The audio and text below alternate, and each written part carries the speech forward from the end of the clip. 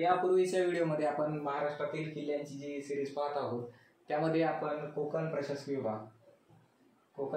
विभाग यामधले जे जिल्हे आहेत या जिल्ह्यांमध्ये येणारे किल्ले ठीक आहे किंवा कोकण प्रशासकीय विभागामध्ये येणारे जे किल्ले आहेत ते पाहत आहोत। त्यामध्ये आपण मागच्या व्हिडिओमध्ये रायगड जो जिल्हा आहे रायगड जिल्ह्यांमधले किल्ले पाहिले आहेत। आज आपण ठाणे आणि इतर जिल्ह्यांमध्ये जे किल्ले आहेत त्याबद्दल माहिती घेऊ। ठीक आहे, इथं मुंबईच्या बाजूला जर आपण पाहिलं तर इथं आपल्याला ठाणे पाहायला मिळते। ठीक आहे, मुंबईच्या बाजूला जर आपण पाहिलं तर ठाणे आपल्याला पाहायला मिळते। तर ठाण्यामध्ये जर आपण पाहिला तर ठाण्यामध्ये आपल्याला एक महत्त्वाचा जो किल्ला आहे सर्वात महत्त्वाचा किल्ला जर आपण पाहिलं ठाण्यामध्ये ठीक आहे तर आपल्याला इथं वसईचा भुईकोट किल्ला पाहायला मिळतो। वसईचा भुईकोट किल्ला, वसईचा भुईकोट किल्ला ठीक आहे।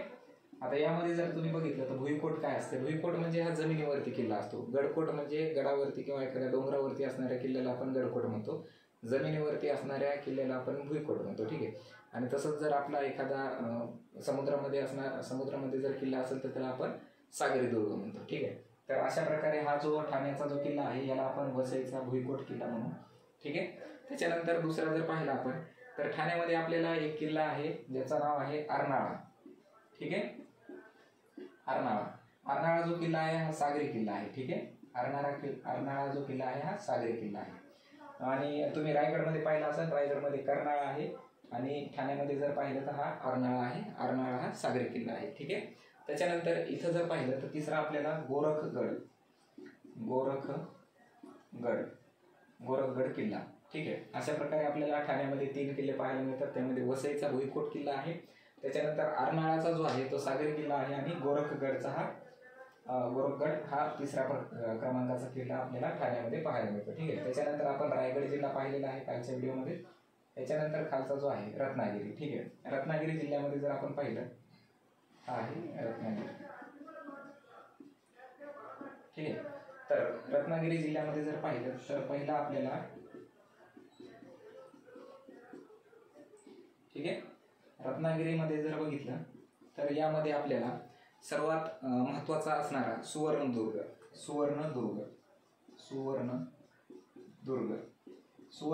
जो आहे हा सागरी किल्ला आहे। सुवर्णदुर्ग हा सागरी किल्ला आपल्याला रत्नागिरीमधला पाहायला मिळतो। ठीक आहे, सुवर्णदुर्गच्या नंतर जर आपण पाहिलं तर याच्यामध्ये आपल्याला रतनगड ठीक आहे याला रत्नगड पण म्हणतो आपण, रत्नगड। ठीक आहे, रत्नगड झाल्याच्या नंतर याच्यामध्ये जयगड आणि प्रचितगड इत्यादी आणखी 2 किल्ले सुद्धा पाहायला मिळतात आपल्याला।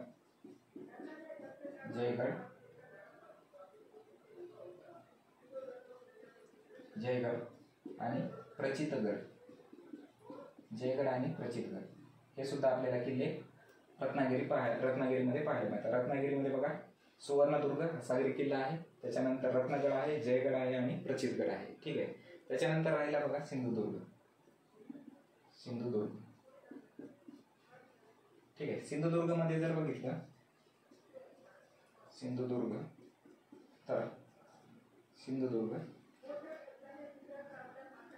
मध्ये जर आपण पाहिलं तर सिंधुदुर्ग मध्ये असणारा सिंधुदुर्ग आणि विजयदुर्ग हे 2 सागरी किल्ले आपल्याला पाहायला मिळतात। सिंधुदुर्ग व विजयदुर्ग हे 2 सागरी किल्ले आपल्याला पाहायला मिळतात जे की समुद्रामध्ये आहे। खूप फेमस किल्ले आहेत हे, इथे बरेच पर्यटक दरवर्षी पर्यटनासाठी आणि आपला राजांचा गौरवशाली इतिहास पाहण्यासाठी जातच असतात। त्यानंतर हे 2 झाले बघा, कोणते आहेत, सिंधुदुर्ग आहे, विजयदुर्ग आहे आणि त्याच्यानंतर इथं आहे बघा देवगड। ठीक आहे, देवगड, सिंधुदुर्ग, विजयदुर्ग आणि देवगड। ठीक आहे, तर याप्रमाणे जर आपण बघितलं तर आपल्याला ठाण्यामध्ये अर्नाळा हा सागरी किल्ला पाहायला मिळतो। त्याच्यानंतर रत्नागिरीमध्ये त्याच्यामध्ये जर रायगडमध्ये बघितलं तर कर्नाळा नावाचा आहे। ठीक आहे, त्याच्यानंतर जर आपण पाहिलं अर्नाळा झाला, त्यानंतर रत्नागिरीमध्ये सुवर्णदुर्ग आहे, त्याच्यानंतर सिंधुदुर्गमध्ये सिंधुदुर्ग आणि विजयदुर्ग आहे। ठीक आहे, तर याच्यामध्ये जर आणखी आपण एक गोष्ट ॲड करायची राहिली मला की रायगडमध्ये जर पाहिलं तर इथं आपल्याला मुरुड जंजिरा ठीक आहे कर्नाळाच्या नंतर मुरुड जंजिरा हा सागरी किल्ला येईल। कर्नाळाच्या नंतर रायगडमधला मुरुड जंजिरा।